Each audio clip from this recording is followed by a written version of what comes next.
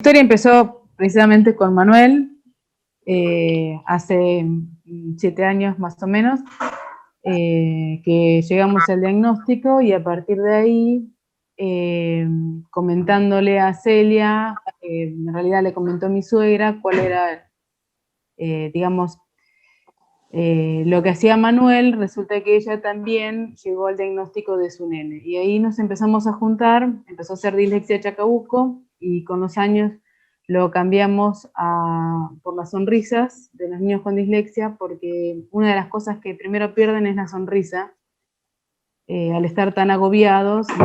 Entonces, bueno, el grupo se llama Por las Sonrisas Dislexia Chacabuco. Es un poco largo, pero bueno, tiene su historia. Bueno, ¿qué es la dislexia? Si querés contarlo vos, Celia, así vamos hablando un poco cada uno.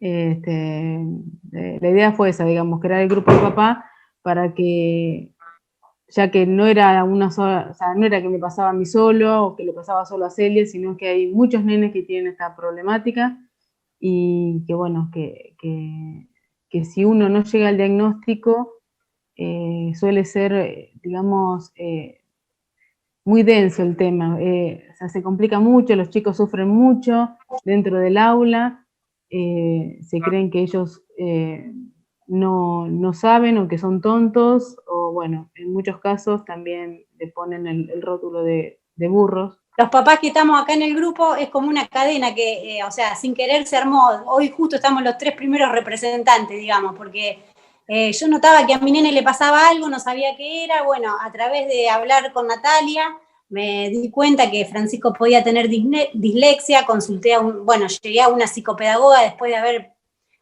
buscado por otros caminos también, otros profesionales, llegué al diagnóstico. Y una vez que conocí, me uní a Natalia, ella me transmitió su experiencia y empecé a ver que a los nenes de Alejandro le pasaba lo mismo que le había pasado a Manuel y a Francisco. Y como yo fui compañera de Alejandro durante la escuela secundaria, que a su vez es mi amigo, me acerqué a él para hacerle ver que lo que le pasaba a los nenes de Alejandro era lo mismo de Manuel y lo de Francisco. Bueno, y así fue como Alejandro llegó a un diagnóstico también para sus hijos. Y bueno, justamente esa es la base del grupo, eso es lo que dio origen, y básicamente eso fue lo que nos unió, y después juntamos fuerza para poder transmitir esto a otras familias también, y hacernos más fuertes después para exigir las cosas que cada uno de nuestros hijos necesitaban frente a los colegios. La alarma me la dio Celia porque uno... A ver, ¿cuál es el contraste que tenemos los disléxicos, ¿no? Que vos ves que hay una persona que tiene mucho estímulo en otras cosas y uno cree que se hace el vago, ¿no es cierto? O trata de evadir un poco cosas que no le van gustando, ¿no es cierto? Como, bueno, la lectura y todo lo que uno sabe. Entonces, hay un contraste muy grande como papá, digamos, hacia los hijos que tienen dislexia, porque lo primero que uno dice, vamos, si vos tenés capacidad para un montón de cosas, ¿por qué no va a querer hacer esto? ¿Por qué no? Entonces es un hachazo continuo, ¿no? Eso es la mayor dificultad que hay en la casa, en la intimidad de una casa. Uno destaca eso, que es muy en contra, ¿no? O sea, yo tengo a mi hija, a Luisina, de 14 años, y a Francisco, de 11, que bueno, lógicamente después de descubrir todo esto, fuimos haciendo los diagnósticos, y bueno, ahí me di cuenta que también lo era yo, y sin duda que mi padre también lo fue. O sea que son 3 generaciones ya de dislexia. Para mí la etapa fue cuando vino a Bichacra, acá a Chacabuco, a dar la charla con Florencia Salvareza, y bueno, cuando él hablaba, se me venía toda la película, ¿no? De lo que uno ha sido, y bueno, sin duda que te cae un poco como ese dolor, ¿no? Porque decís cuánto sufrimiento, y esto sí hay que atacarlo urgente para parar esta bola de nieve, ¿no? Entonces, bueno, uno se va dando cuenta y uno va viendo un montón de cosas que son herramientas básicas, son herramientas sencillas, pero bueno, que hay que tomarlas. porque la verdad que se sufren mucho por la edad de los chicos, ¿no? O sea, realmente es un calvario, toda la educación, esa etapa del aprendizaje en sí, de la lectura y de que vaya evolucionando todo eso con el trastorno que lleva, ¿no? Teniendo esa dificultad, vamos a llamarle, que si bien no es una enfermedad, pero sí es una dificultad, y que es una dificultad que pega mucho. Y ya les digo, es un contraste porque muchos de nosotros, lógicamente, tenemos otros estímulos que desentonan a la realidad de lo que uno es, ¿viste? Entonces, por eso te dicen o te toman como que sos dejado o que te haces el tonto. Entonces, es un concepto muy anormal, ¿no? En una persona. Cuando no lo sos, haces cosas naturales. Bueno, entonces la verdad que es algo difícil de explicar y hay que vivirlo, ¿no? En realidad no sabíamos lo que él tenía, él aparentemente no tenía un problema en la escuela, porque nunca nos llamaron de la escuela, digamos, porque él presentaba algún problema, entonces fuimos por otro camino. Sí llegamos al diagnóstico, ya era más grande, pero bueno, en realidad empezamos a trabajar con psicólogos cuando él era chiquito. Pero bueno, él, a ver, sí lo sufrió, pero por ahí no tanto como, yo me acuerdo por ahí de compañeros, como cuenta Alejandro, de que uno los veía que ellos ponían el esfuerzo y trataban de hacer las cosas, y en realidad era lo mismo porque igual le iba mal. Entonces, el esfuerzo que ellos, digamos, hacían para llegar a una nota o algo, no servía. O por lo menos ello era lo que, digamos, pensaban. Alejandro, en su adolescencia, en toda su etapa escolar, es un disléxico que no recibió tratamiento. Entonces, la consecuencia es esa baja autoestima, todo ese trastorno, el padecimiento de toda su etapa escolar. Para él fue una tortura, una cosa pesada de sobrellevar. Manuel tuvo la suerte de ya vivir en otro momento, ¿no? Y que se fue diagnosticado a tiempo, como tuvo la misma suerte que tuvieron las hijas ahora de Alejandro.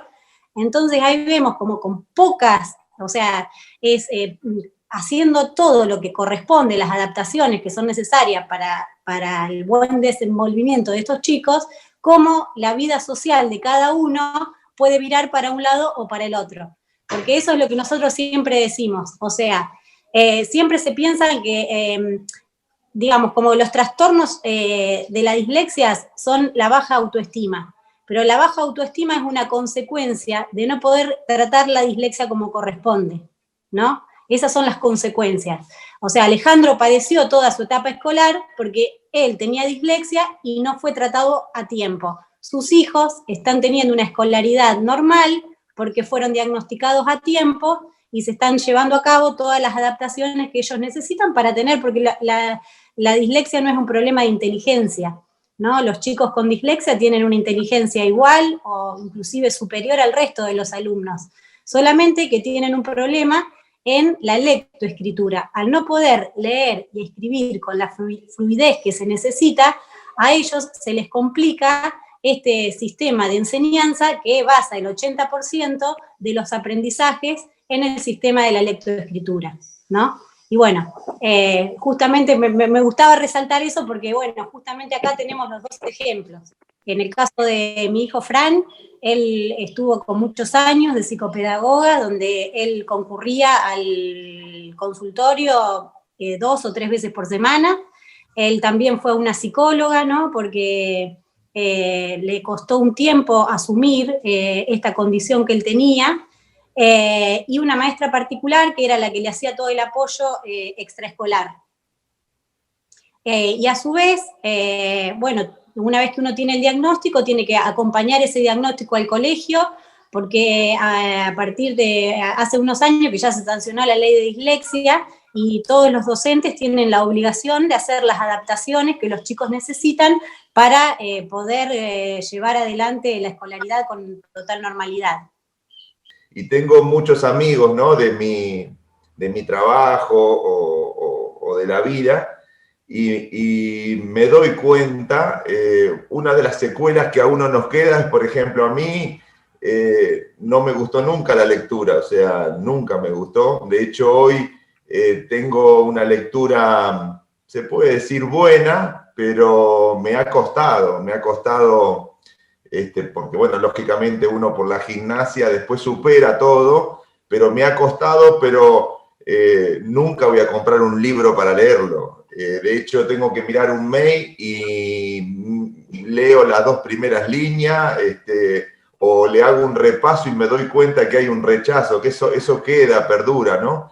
Y bueno, y he tenido muchos amigos, como decía, y yo veo que me dicen lo mismo, o por ahí lo quiero leer y lo sigo leyendo con mucha rapidez y digo, no, pará, Alejandro, controlate porque estás leyendo cosas que no son, o sea, te quedan ciertas secuelas, y uno ahí se da cuenta y puede hasta semi-diagnosticar a otras personas, ¿no? Como diciendo, sí, la verdad que a mí me pasa esto, lo otro, o sea, comparto otras cosas. Y ahí por ahí acudo a visitar al nene, y si es una persona chica, te podés tener un anticipo a lo que a que pueda ser disléxico, ¿no? Porque uno al haberlo vivido lo percibís más fácil, es lo que decía, ¿no? Como todo caso, es como si tenés que ayudar a un adicto y vos lo fuiste, entonces decir, bueno, uno puede saber más cosas, eso es lo que por ahí yo veo con otros papás que no han sido disléxicos, ¿no? Yo enseguida me doy un poco cuenta, y de hecho he mandado a varias personas, amigas, en este caso lo de Florencia, nuestra amiga, que uno se va afianzando, ¿no? en lo que es este grupo, porque al saber uno el dolor, está siempre con la antena parada para que estos chicos no sufran, ¿no? ¿Cuál fue mi estrategia? Fue ir a hablar a la escuela, iba todas las semanas, iba todo medio, y así, bueno, logré que empezaran a darles algunas adaptaciones. Es más, me acuerdo que el segundo año que tenía el diagnóstico, me fui a hablar con la psicopedagoga y le digo, dame 5 cosas que tienen que hacer los maestros dentro del aula para que él pueda rendir lo que él sabe rendir, porque en realidad Manuel de muy chiquitito era un chico que absorbía información y en la escuela no participaba, no hacía nada, era un banco más, porque ni siquiera era una persona, era un banco más, se quedaba ahí quieto. Por ahí él lo tomaba como normal, pero en realidad pasaba eso, o sea, no participaba, no hacía muchas cosas. Sufrió bullying también, que por ahí él no se acuerda mucho, o lo superó por ahí con las charlas que teníamos nosotros con él, pero la realidad es esa, o sea, le puede haber pasado más leve, pero uno de afuera lo ve distinto. O, por ejemplo, uno notaba que, o sea, al principio teníamos que pedir la tarea todos los días porque él no llegaba a copiar, y claro, llega el punto que uno, digamos, después se puede separar y lo entiende, que los padres por ahí, los otros papás se cansan de darte la tarea. Y es lógico, porque en realidad no depende de los otros papás que ellos se llevan la tarea, sino de los mismos docentes que le tienen que preparar la tarea aparte cuando ellos no llegan a copiar, o si no copió, bueno, no la hará, qué sé yo, no sé. Hay millones de cosas ahora como para solucionar. Pero mi estrategia fue esa, fue ir a hablar mucho a la escuela. Es más, ya me veían en la puerta y huían, pero bueno.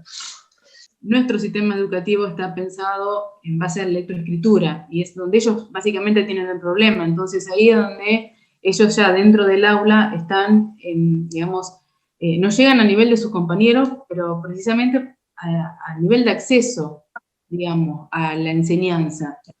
Ellos siempre están por debajo digamos, del nivel de acceso que tienen para aprender. Entonces, a ellos ya de por sí llegar hasta que poder leer un texto que lean sus compañeros, les cuesta mucho, se cansan mucho. Y entonces, bueno, no llegan a copiar porque están cansados, no llegan a copiar porque son más lentos, y bueno, de ahí parten un montón digamos, de consecuencias. Cuando se estudia la carrera de docente, no existe ninguna materia, o sea, los docentes no tienen formación en cuanto a las DEAs, que son estos trastornos del aprendizaje. Entonces, si un docente cuando estudia no se le pone en conocimiento de la existencia de estas dificultades, mucho menos después van a estar preparados para hacer frente a... o sea, el docente es el primero que se debería dar cuenta que el nene tiene problemas de aprendizaje, porque es el que está en contacto directo con el alumno y con la problemática. Pero si ellos no son formados, no saben, no se los instruye en qué son estas DEAs, es imposible que diagnostiquen, o no que diagnostiquen, porque el docente no está para diagnosticar, sí para, digamos, convocar a los padres para dar la señal de alerta y que después el padre concurra a un psicopedagogo, que es la persona, ¿no?, idónea para hacer el diagnóstico. Y mucho menos, si no pueden hacer esta detección, van a poder abordar después la problemática, ¿no? Entonces, se necesita que las DEAs estén en la formación docente y que después el docente reciba formación en cuanto al tratamiento de estas dificultades del aprendizaje. Se debería hacer, no solamente por las DEAs, por otras dificultades que hay dentro del aula, es, digamos, hacer más equitativa la enseñanza. Es decir, si yo tengo un chico con dislexia, tengo 2 dentro del aula, tengo un chico con TDA, u otras dificultades más complicadas, y los chicos esos aprenden más visualmente o utilizando más de un sentido, que es en realidad como aprendemos cuando somos chiquitos, entonces tendría que plantear la clase para que sea visual, que tenga audio, que tenga, no sé, algo para tocar si es necesario, que se pueda experimentar, hacerlo, digamos, más como más emocional la educación, como que involucre más de un sentido. Entonces, de esa manera, los chicos van a aprender distinto, se van a acordar de la enseñanza de otra manera, se van a acordar, digamos, del profesor, cómo la dio, y, digamos, es como que se pone más interesante que solamente chicos lean este texto y resúmanlo. O les hacen 2 o 3 preguntas sobre ese texto y nada más. La parte psicológica suele tapar un poco digamos, el tiempo para llegar al diagnóstico. Que muchas veces uno dice, no, este nene tiene alguna problemática, y dicen, no, fue porque tal cosa, tal otra, y lo dejan ahí. La realidad es que se habla de un 10% de la población, o sea que tenemos que tener en cuenta que dentro del aula tenemos entre 2 a 3 chicos o 4 con dislexia, que sería la misma cantidad que alumnos zurdos en el aula. O sea, yo tengo 3 chicos que escriben con la mano izquierda, seguramente tengo 3 chicos que tienen dislexia y muchas veces no están diagnosticados. Entonces, ¿qué pasa con esos chicos? Bueno, es como decís vos, y no, porque tiene un problema familiar, es por eso. Y bueno, van pasando y pasan de año y así llegan a la adolescencia en donde digamos, se agravan cada vez más las situaciones porque son textos más largos, porque son palabras más complicadas para leer o para aprenderlas, y de esa manera recae mucho en la parte psicológica de los chicos. Hay que seguir profundizando, hay que seguir inspeccionando, vamos, del modo que sea, o sea, del modo que sea hay que seguir prestando atención. Yo creo que, como dice Celia, la manija la tiene los profesores en ir capacitándose, en ir no solo pensando en la tarea del día, sino en tener las antenas paradas. Eso porque la paz para todos, tanto sea del que tiene el problema como la de los compañeros para minimizar el bullying, es blanqueando la situación. Acá no hay nada que ocultar. O sea, así como yo toda mi vida vi gente que escriben con la zurda, acá tienen que ver con los distintos problemas que hay, que antes no, por ignorancia de todos, ¿no? De la situación, del tiempo. Yo, por ejemplo, en mi caso tuve que dejar la secundaria en 2º año y hoy puedo decir, era normal en esa época, y hoy no puede existir eso.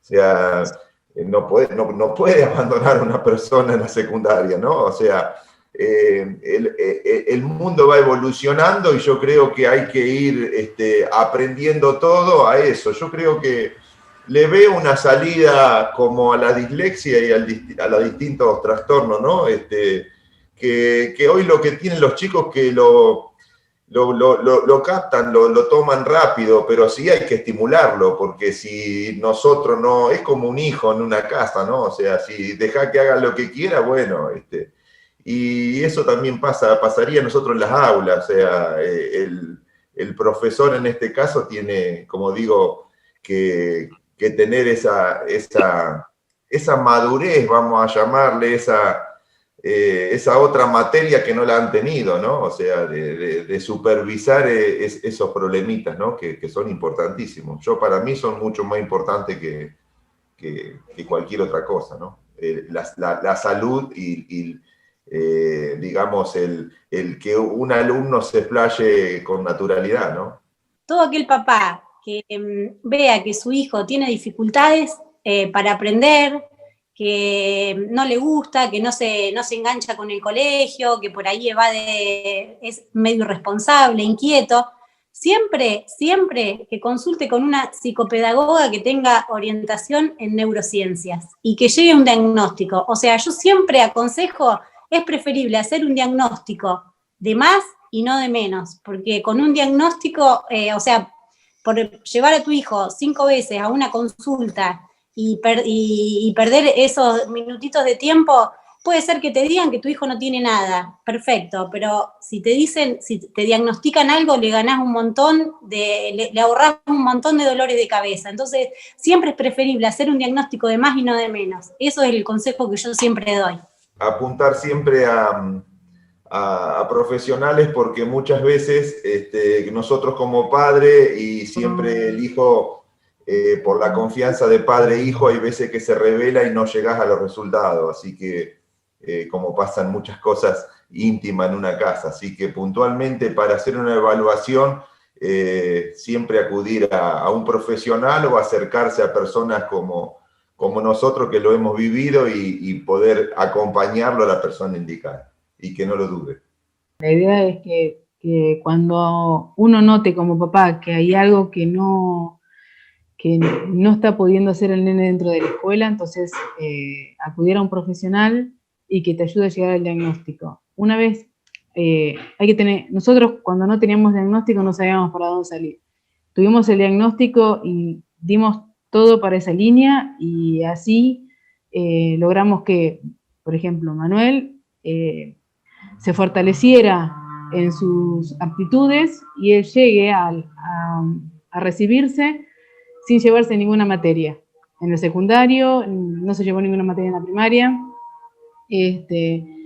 y trabaja él solo, es totalmente independiente. Es más, está rindiendo materias para la UBA, que eso es súper importantísimo. Así que yo lo que les digo es esto, que los chicos lo pueden lograr, que tienen todas las aptitudes para hacerlo. El problema es que por ahí no tienen las herramientas para hacerlo. Entonces, ellos tienen que conocer sus propias herramientas para lograrlo. Y de esa manera te van a ayudar los profesionales, tanto psicólogos como psicopedagogos y maestras de apoyo, que son importantísimas también. Ayudan un montón.